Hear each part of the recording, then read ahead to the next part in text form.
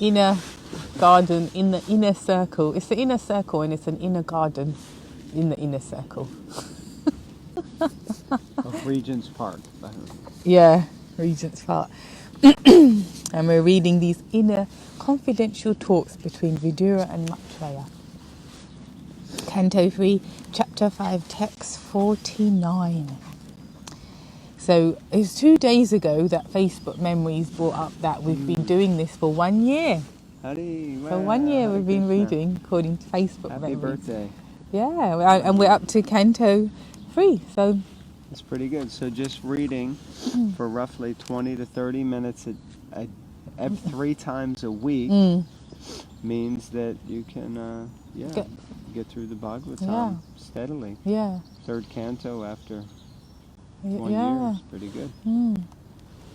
Okay. Om Namo Bhagavate Vasudevaya. Om Namo Bhagavate Vasudevaya. Om Namo Bhagavate Vasudevaya. Text 49. Our original person, we are therefore but yours only. Although we are your creatures, we are born one after another under the influence of the 3 modes of nature, and for this reason we are separated in action. Therefore, after the creation, we cannot act concertedly for your transcendental pleasure. Proper. The cosmic creation is working under the influence of the 3 modes of the external potency of the Lord. Different creatures are also under the same influence, and therefore they cannot act concertedly in satisfying the Lord. Because of this diverse activity, there cannot be any harmony in the material world. The best policy, therefore, is to act for the sake of the Lord. That will bring about the desired harmony. Thoughts? Yeah, powerful actually, because we were just having a discussion about something, nothing to reveal obviously, but it's like, if as long as we keep the focus, because different personalities, everyone's got different natures. I'm not always going to get on because I'm one way, this person's that way, this person's that way. But then if we just remind ourselves, why are we here? Oh yeah, because Sri Sri Radha and Ganeshwar, that's why I'm here. And I'm trying to do some service, and the other person, however faultily I might think, is trying to do some service, and just focus on that, really. And the mission. Let us not forget that Bhagavad Gita says that every endeavor is covered by some fault. Yeah. So never do we do anything perfectly. Us, them, the other person, us, like that. So, okay, text 49. Oh, that was 48 then, sorry. Yeah. I said 49. Sorry. That's why I was confused. But anyway, no problem. It's a fault, but forgive me. We all make mistakes. Oh, unborn one, please enlighten us regarding the ways and means by which we can offer you all enjoyable grains and commodities, so that both we and all other living entities in this world can maintain ourselves without disturbance and can easily accumulate the necessities of life, both for you and for ourselves. Interesting. Okay. Developed consciousness begins from the human form of life and further increases in the forms of the demigods living in the higher planets. The earth is situated almost in the middle of the universe, and the human form of life is the intermediate stage between the life of the demigods and that of the demons. The planetary systems above the earth are especially meant for the higher intellectuals, called demigods. They are called demigods because, although their standard of life is far more advanced in culture, enjoyment, luxury, beauty, education, and duration of life, they are always fully God conscious. So the demigods, the devatas, are always God conscious. But they enjoy also. Such demigods are always ready to render service to the Supreme Lord because they are perfectly aware of the fact that every living entity is constitutionally an eternal subordinate servitor of the Lord. They also know that it is the Lord only who can maintain all living entities with all the necessities of life. The Vedic hymns, Eko Bahunam Yo Vedati Kaman, Ta Enam Abruvan Ayatanam Na Prajanihi, Yasmin Pratishta Anam Adame, etc., confirm this truth. In Bhagavad Gita also, the Lord is mentioned as Bhuta Brit, or the maintainer of all living creatures. The modern theory that starvation is due to an increase in population is not accepted by the demigods or the devotees of the Lord. The devotees or demigods are fully aware that the Lord can maintain any number of living entities provided they are conscious of how to eat. If they want to eat like ordinary animals who have no God consciousness, then they must live in starvation, poverty and want. Like the jungle animals in the forest. The jungle animals are also maintained by the Lord with their respective foodstuffs, but they are not advanced in God consciousness. Similarly, human beings are provided with food, grains, vegetables, fruits and milk by the grace of the Lord, but it is the duty of human beings to acknowledge the mercy of the Lord. As a matter of gratitude, they should feel obliged to the Lord for their supply of foodstuff, and they must first offer him food in sacrifice and then partake of the remnants. Really important. It's all about the consciousness. Because the Lord's already providing everything. So whatever we get, we should first offer it to the Lord and sacrifice. We should let him know. Thank you. Like that. In Bhagavad Gita 3:13, it is confirmed that one who takes foodstuffs after a performance of sacrifice eats real food for proper maintenance of the body and soul, but one who cooks for himself and does not perform any sacrifice eats only lumps of sin in the shape of foodstuffs. And that verse is Yagyatar Kamano Nacha Loko Yam Kamabandana. No. Yagya Shishashtana Santo Muchanti Sarvakil Bishai Bunjanti Te Twagam Yapachanti Atmakarana. The devotees of the Lord are released from all kinds of sinful reactions because they eat food which is first offered as sacrifice. Others who prepare food for personal sense enjoyment verily eat only sin.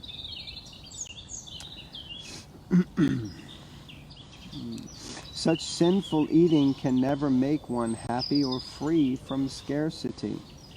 Famine is not due to an increase in population, as less intelligent economists think. When human society is grateful to the Lord for all his gifts for the maintenance of the living entities, then there is certainly no scarcity or want in society. But when men are unaware of the intrinsic value of such gifts from the Lord, surely they are in want. A person who has no God consciousness may live in opulence for the time being due to his past virtuous acts. But if one forgets his relationship with the Lord, certainly he must await the stage of starvation by the law of powerful material nature. One cannot escape the vigilance of the powerful material nature unless one leads a God-conscious or devotional life. Text 50. You are the original personal founder of all the demigods and the orders of different gradations, yet you are the oldest and are unchanged. O Lord, you have no source or superior. You have impregnated the external energy with the semen of the total living entities, yet you are unborn. Purport. The Lord, the original person, is the father of all other living entities, beginning from Brahma, the personality from whom all other living entities in different gradations of species are generated. Yet the Supreme Father has no other father. Every one of the living entities of all grades up to Brahma, the original creature of the universe, is begotten by a father. But he, the Lord, has no father. When he descends on the material plane, out of his causeless mercy, he accepts one of his great devotees as his father. to keep pace with the rules of the material world. But since he is the Lord, he is always independent in choosing who will become his father. For example, the Lord came out of a pillar in his incarnation as Nrsingadev. And by the Lord's causeless mercy, Ahalya came out of a stone by the touch of the lotus feet of his incarnation as Lord Sri Ram. He is also the companion of every living entity as a supersoul, but he is unchanged. The living entity changes his body in the material world, but even when the Lord is in the material world, he is ever unchanged. That is his prerogative. As confirmed in Bhagavad Gita 14.3, the Lord impregnates the external or material energy, and thus the living entities later come out of different gradations, beginning from Brahma, the first demigod, down to the insignificant ant. All gradations of living entities are manifested by Brahma and the external energy, but the Lord is the original Father of everyone. The relationship of every living being with the Supreme Lord is certainly one of son and father, and not one of equality. Sometimes in love, the son is more than the father, but the relationship of father and son is one of the superior and the subordinate. Every living entity, however great he may be, even up to the demigods, like Brahma and Indra, is an eternally subordinate servitor of the Supreme Father. The Mahatattva principle is the generating source of all modes of material nature, and the living entities take birth in the material world in bodies supplied by the mother, material nature, Prakriti, in terms of their previous work. The body is a gift of material nature, but the soul is originally part and parcel of the Supreme Lord. Any thoughts? Yeah, it seems pretty clear in one sense. Something I was thinking anyway. Yeah. Text 51. O Supreme Self, please give us, who are created in the beginning from the Mahat Tattva, the total cosmic energy, your kind directions on how we shall act. Kindly award us your perfect knowledge and potency so that we can render you service in the different departments of subsequent creation. Purport. The Lord creates this material world and impregnates the material energy with the living entities who will act in the material world. All these actions have a divine plan behind them. And the plan is to give the conditioned souls who so desire a chance to enjoy sense gratification. But there is another plan behind the creation, to help the living entities realize that they are created for the transcendental sense gratification of the Lord, and not for their individual sense gratification. This is the constitutional position of the living entities. The Lord is one without a second, and he expands himself into many for his transcendental pleasure. All the expansions, the Vishnu Tattvas, the Jiva Tattvas, and the Shakti Tattvas, the personalities of Godhead, the living entities, and the different potential energies, are different offshoots from the same one Supreme Lord. The Jiva Tattvas are separated expansions of the Vishnu Tattvas, and although there are potential differences between them, they are all meant for the transcendental sense gratification of the Supreme Lord. Some of the Jivas, however, wanted to lord it over material nature in imitation of the lordship of the personality of Godhead. Regarding when and why such propensities overcame the pure living entities, it can only be explained that the Jiva Tattvas have infinitesimal independence, and that due to misuse of this independence, some of the living entities have become implicated in the conditions of cosmic creation, and are therefore called Nitya Baddhas, or eternally conditioned souls. We got a curious big fat pigeon coming. It's quite big actually. He is very big. It's very bold. You won't see him. No. Camera. The expansions of the Vedic wisdom also give the Nityabuddhas, the conditioned living entities, a chance to improve, and those who take advantage of such transcendental knowledge gradually regain their lost consciousness of rendering transcendental loving service to the Lord. The demigods are amongst the conditioned souls who have developed this pure consciousness of service to the Lord, but who at the same time continue to desire to lord it over the material energy. Such mixed consciousness puts a conditioned soul in the position of managing the affairs of his creation, of this creation. The demigods are entrusted leaders of the conditioned souls, as some of the old prisoners in government jails are entrusted with some responsible work of prison management. So the demigods are improved conditioned souls acting as representatives of the Lord in the material creation. Such demigods are devotees of the Lord in the material world, and when completely free from all material desire to lord it over the material energy, they become pure devotees and have no desire but to serve the Lord. Therefore, any living entity who desires a position in the material world may desire so in the service of the Lord, and may seek power and intelligence from the Lord, as exemplified by the devotees in this particular verse. One cannot do anything unless he is enlightened and empowered by the Lord. The Lord... The Lord says. yeah, Yeah, the Lord says in Bhagavad Gita. thank you. The Lord says in Bhagavad Gita 15:15, Mata smirtir jnanam apohanam cha. All recollections, knowledge, etc., as well as all forgetfulness, are engineered by the Lord, who is sitting within the heart of everyone. The intelligent man seeks the help of the Lord, and the Lord helps the sincere devotees engaged in his multifarious services. The demigods are entrusted by the Lord to create different species of living entities according to their past deeds. They are herein asking the favor of the Lord for the intelligence and power to carry out their task. Similarly, any conditioned soul may also engage in the service of the Lord under the guidance of an expert spiritual master, and thus gradually become freed from the entanglement of material existence. The spiritual master is a manifested representative of the Lord, and anyone who puts himself under the guidance of a spiritual master and acts accordingly is said to be acting in terms of Buddhi Yoga, as explained in Bhagavad Gita 2.40.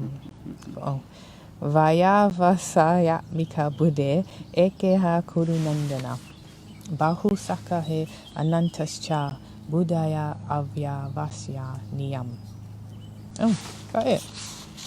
Thus end the Bhaktivedanta purports of the third canto, fifth chapter of the Srimad Bhagavatam, entitled Vidura's Talks with Maitreya. So we finished the chapter. Yay, wonderful. Any thoughts on this last long purport? Yeah, it's funny because like we're talking about this living entities, some are conditioned, some, the demigods, and some are serving eternally. And then, like I said, a big fat pigeon came quite close there, and they're all sort of dotted around, and there's I think that's a magpie, whatever. But I was looking at it and I was thinking, it's the spirit soul inside that body, For one thing, what a waste of that opportunity of life. And secondly, I thought, and there's a super soul in that body, just as there's in mine and everyone else's, who's patiently waiting it out, quite frankly. 'Cause it can't be that interesting, whatever the pigeon's doing, and going through the different evolution path. Yeah, it's like, and I was thinking, okay, so it's there walking about, it's quite fat, and it was like picking stuff out the ground and eating it. And I was thinking, which I do that, I don't pick out the ground, but I do eat food continuously. And I thought, what is the difference between my life and that big fat pigeon? Really? Here I am sitting on this bench looking at it like, oh, poor thing. But if you don't do anything meaningful, and meaningful really also in relation to God and trying to find out why I'm here and what I'm supposed to do and do it, then really it's a greater waste of life for me than the pigeon, because the pigeon's constitutionally doing what it's going to do anyway. It's not going to go to school and it's not going to get a job, and just acting in the way it's supposed to anyway. So don't be like a pigeon consciousness, be more intelligent and human. Wow, no, that's a purport and realization right there. I don't think I have anything that I can add. So, just don't want to be a pigeon.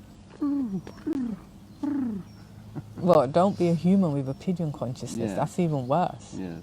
You know? And on that note, we need to have our breakfast, but that's separate. Yeah, you can pluck it out of the ground. Okay, see y'all later. Thank you. Hare Krishna. Thank you for watching, everyone. Bye. Hare Krishna. Oh, and just to let everyone know that we have some new sets of Srimad Bhagavatam coming in. Either we just gotten them or they'll be with us soon. And if anyone out there needs a set of Srimad Bhagavatams, then please let us know. We'd be happy to try and organize that for you. Okay. We can post it or deliver it. Yes. Hare Krishna.